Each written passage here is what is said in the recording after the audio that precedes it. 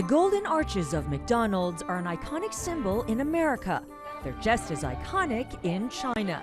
The fast food chain has become a part of daily life here.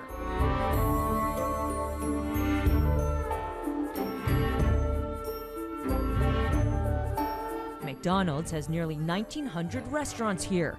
Every day, 4 million Chinese are served by one of the company's 100,000 employees. Yet McDonald's has meant more to China than just burgers. I'm outside the oldest and most famous McDonald's in Beijing. It's in a main shopping district, only a couple of minutes away from Tiananmen Square in the Forbidden City. The company entered the country over 20 years ago. At that time, China was relatively poor. But when the restaurants opened, people couldn't get enough of them. And it wasn't just because of the French fries. It was because McDonald's symbolized the country's opening to the world, its connection to America, and China's emerging wealth.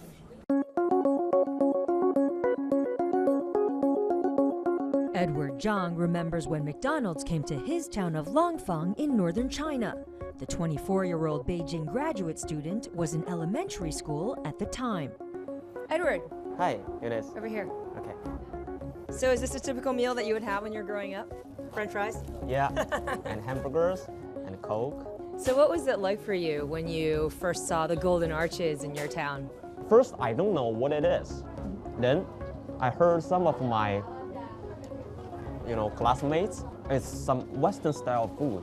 It's very shocking to see that you can put some meat, some cheese into 2 pieces of bread and some chips.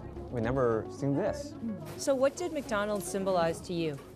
It's a kind of modern style of life because Chinese people, they are not so open to the world before. So when the Western things come into Chinese life, then people will just see it very fashionable.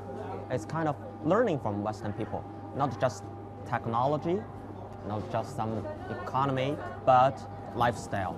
So I think McDonald's is a kind of modern life for Chinese people, including for me.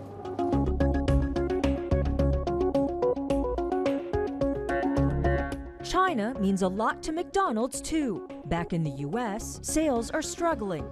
The Illinois-based company, along with the rest of the fast food industry, has come under pressure, criticized for what's perceived as food that contributes to the nation's obesity problem. More Americans are shying away, concerned about the impact on their health. In China, with the middle class growing every day, McDonald's sees millions of new customers. That's not to say this market is easy. Competition is fierce, and chief rival KFC has more than twice the number of stores. Still, China is McDonald's fastest growing market. Here, 5 new outlets open a week. In the US, less than half that. China is extremely exciting because it's growing so fast. With 1.3 billion people who want to eat and love McDonald's, we want to leverage that. McDonald's had to bring in more than the golden arches and Happy Meals. Before these restaurants first opened, all of this food was new to China. The company couldn't turn to the local baker or the local farmer to find the right ingredients. So what McDonald's decided to do was to import the entire business process from America halfway around the world here to China. It even brought in the potatoes. Yeah, this is a good crop.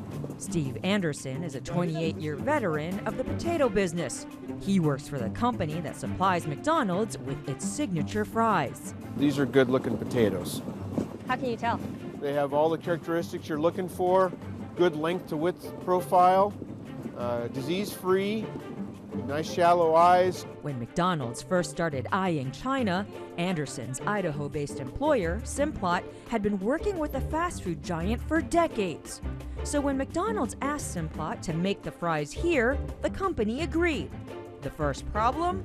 The potatoes used for the fries didn't exist here, so Anderson's predecessors had to teach the local farmers how to grow the spuds. When you guys were starting with the farmers, what were some of the techniques that you saw that you thought, oh, that really needs to change?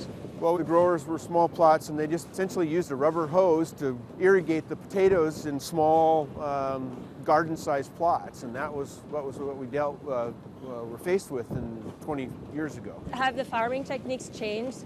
Oh, tremendous changes here in China. Our growers, their average yield is 3 times the national average. So I think that our technical assistance and helping the growers with variety development has been a big key to our success here. Today, the vast majority of McDonald's fries sold in China are made with potatoes grown in this country. In an hour and a half, these would be McDonald's French fries.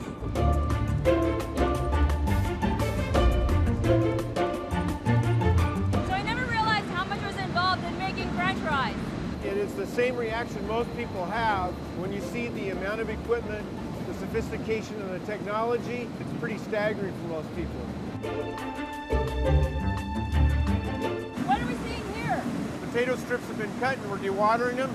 Then we're running them across a sliver removal to take care out of pieces that are not good enough to make French fries. So all the machines here, you would see in the same type of factory in the United States? Yes, you would.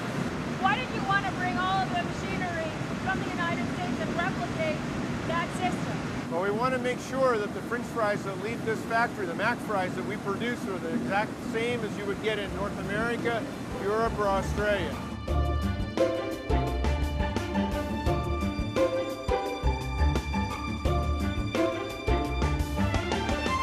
Once the fries are free of defects, they're cooked, dried, then fried and tested before leaving the French fry factory for good.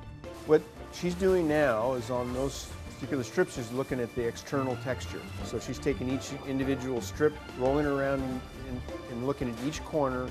It's really the crispiness in your mouth feel when you eat that fry.